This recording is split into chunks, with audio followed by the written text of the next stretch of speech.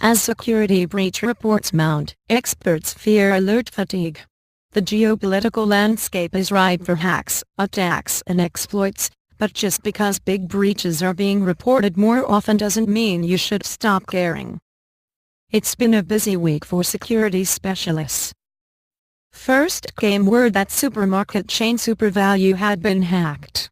That was followed in short order by news of security breaches at a large American medical group, the Nuclear Regulatory Commission and the UPS Store.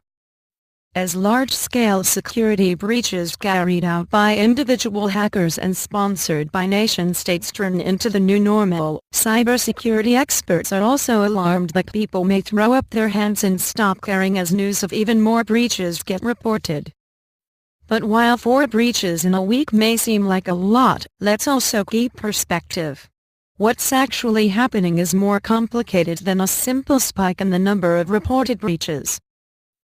"I'm not sure that we were seeing more activity, or more attention on the activity," said Andy Serwin, a partner in the privacy and data protection practice at analyst firm Morrison & Foerster. Indeed, companies are getting better at reporting security breaches, which also feeds into the perception that the increase in the number of breaches may even be larger than it really is. Back during Operation Aurora, in 2009, when Google got hacked, Google coming out in 2010 was a big step in the industry, said Lillian Ablon, a researcher for the RAND Corporation. Before that, companies didn't really talk about being breached. Ablon also highlighted the 2011 hack of Securite encryption tokens as influential. Legally, companies and government agencies are required to report security breaches to the public only when customer data is involved, and only in 47 states. Alabama, New Mexico, and South Dakota lack mandatory reporting laws, and few laws on the books extract penalties when a breach occurs.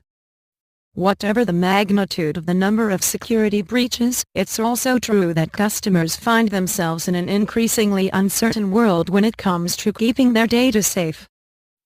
"We're going to see more attacks because there's no risk to the adversaries who are attacking companies," said CrowdStrike President and Chief Security Officer Sean Henry.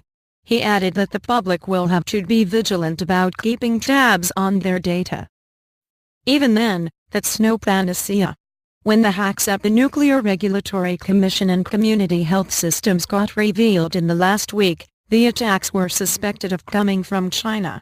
Of course, it's not always clear whether that means that the hackers were also sponsored by the Chinese government.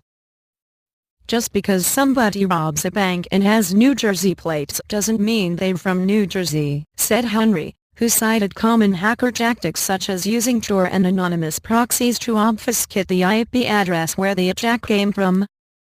Even when you know where an attack comes from, it's still difficult to pin it on an independent source or a government agent. Attribution is generally not definitive, Ablin said. If it is, you're hearing about in a place with closed doors. The public release of documents leaked by Edward Snowden about the extent of the National Security Agency's cyber espionage activities around the world has further muddied the picture. One important takeaway from the Snowden document trove was proof of the extent of U.S. spying on other countries. According to the Snowden allegations, we have targeted economic organizations. But the U.S. has consistently argued that we do it for economic interests more broadly, that we don't do it for economic advantage, said Adam Siegel, a China expert at the Council on Foreign Relations. That distinction is lost on the rest of the world. Security experts believe that the eventual solution will require businesses to rethink how they operate, putting a much bigger emphasis on security. Right now, things are developed with functionality in mind, from creating products to creating businesses, and we slap on a band-aid of security, Ablin said. What we want to do is shift our business to bacon security from the start. But the consequences of that could have global economic implications, if better security hurts competitiveness. In the short term, it means that customers who do business with companies that suffer security breaches will need to be that much more vigilant. That means not reusing passwords for multiple accounts, using two-factor authentication when available, and keeping a close eye on bank statements and credit card activity.